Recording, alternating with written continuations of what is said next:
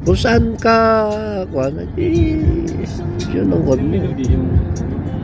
Bata ko kayo. Binigay mo kayo na.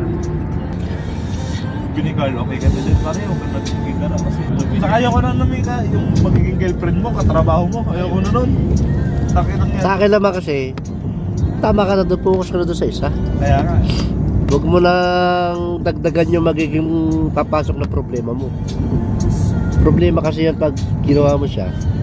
Magiging stress ka lang. Saka mamaya, syempre. Oo. Mas okay naman yung... Mas okay naman ata yung si Melody sa'yo. Okay na ako doon. Oo, di ba? Doon ka na. Nagplano nga kami nung mag-cross country bago matapos kontrata natin. Oo, doon ka na. Mas hahanap ka pa ng babae na magiging problema mo pa uli. Nakakagandaan sa kanya kuya bitanggap niya ako. Kaya nga. Ate ka na, joke lang kita, ikaw naman. Nag-chat niya kahapon, ay kamusta? Ganun nagpaparamdam ah. Sa IG kami nag-chat eh. Miss ka nun. Oo. So lang ibig sabihin nun. Parang gusto niya ligawan mo siya. Ako? Eh, si Mark, bigay mo na lang kay Mark. Mark wala, kaya sabi ko, si Mark malang. Mark kasi yung binata. Nag-confess kasi si Mark eh, hindi ko naman ako kaya mapagbigay ka ako sa mga kaibigan. Eh, Mark na lang.